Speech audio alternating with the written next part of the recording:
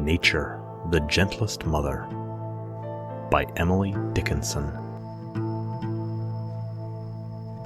Nature, the gentlest mother, impatient of no child, the feeblest or the waywardest, her admonition mild.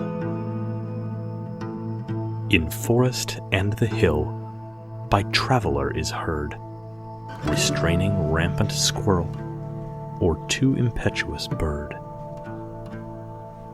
How fair her conversation a summer afternoon, her household, her assembly, and when the sun goes down,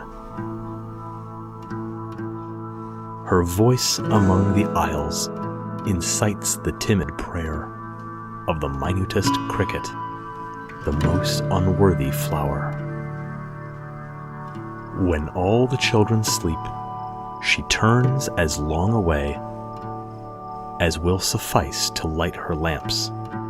Then, bending from the sky, with infinite affection and infiniter care, her golden finger on her lip wills silence everywhere.